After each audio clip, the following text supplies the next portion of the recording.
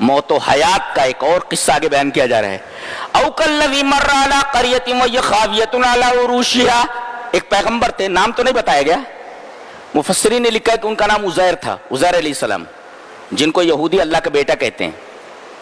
یہ ایک بستی سے گزرے، مفسرین نے لکھا یہ بستی فلسطین کی تھی، اور بابل کے بادشاہ بخت نصر نے اس پوری بستی کے لوگوں کو قتل کر دیا تھا، کوئی آدمی زندہ نہیں تھا، سارے لوگ ختم ہو گئے تھے، صرف قبریں دکھ رہی تھی، مکانات بھی گرے ہوئے، وہاں کھڑے ہوئے ہو، گدھے پر تھے، سوار تھے، اور ایک ٹفن ہاتھ میں تھا، توشہ تھا۔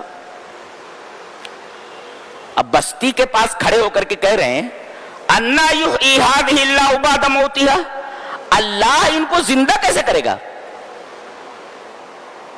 اللہ تعالیٰ نے ان کو موت دے دی، 100 سال تک وہیں پڑے رہے، موت دے دی، 100 سال کے بعد اٹھایا، پوچھا کم لبست، کتنا ٹھہرے؟ بولے قال لبست یوما او بعض یوم، یہی کوئی آدھا دن یا دن کا ایک حصہ۔ ارے کہا 100 سال تک سوتے رہے ہو تم مرے ہوئے تھے، سو نہیں رہتے، مرے ہوئے تھے تم۔ فَأَمَاتَهُ اللَّهُ مِئَةَ عَامٍ ثُمَّ بَعَثَهُ، اللہ تعالیٰ نے ان کو موت دے دی اور 100 سال کے بعد ان کو جگایا، زندہ کیا ان کو۔ پوچھا کتنا ٹھہرے؟ لبست یوما او بعض یوم، ایک دن یا دن کا ایک حصہ۔ اللہ نے فرمایا لبست مئۃ عام، 100 سال تک تم ٹھہرے رہے ہو یہاں۔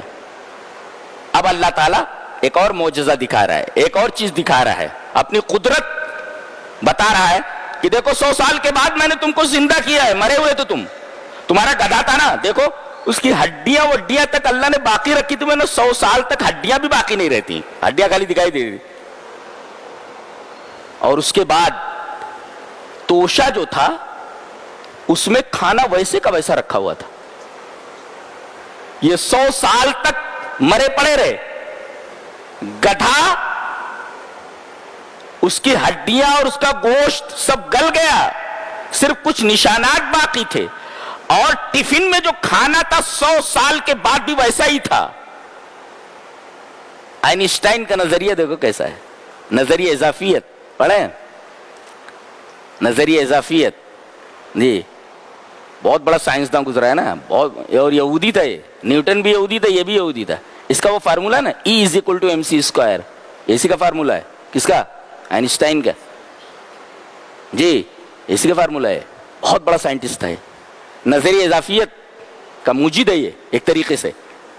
یعنی دیکھو وقت گزر رہا ہے، ان پر گزر رہا ہے اور گدھے پر بھی گزر رہا ہے، لیکن وقت کھانے کے ٹفن کے اوپر نہیں گزر رہا ہے۔ بچے بیٹھا ہوتا، کھانا جو ہے ویسے کا ویسا رکھا ہوا ہے، اس کے اوپر وقت نہیں گزر رہا ہے۔ دیکھو 3 چیزیں ہیں اور تینوں چیزوں کے اوپر وقت مختلف رفتار سے گزر رہا ہے۔ کون ہے جس کے ہاتھوں میں وقت کی باغ ڈور ہے؟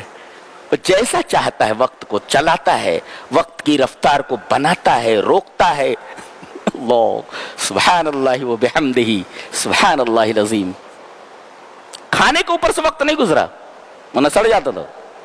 گدھے کے اوپر سے وقت گزرا، دیکھو وہی سب تینوں چیزیں وہی ہیں، لیکن وقت تینوں چیزوں کے اوپر مختلف انداز سے گزر رہا ہے۔ کون ہے جس کے ہاتھ میں وقت کی رفتار ہے، جس طریقے سے چاہے اس کو چلائے؟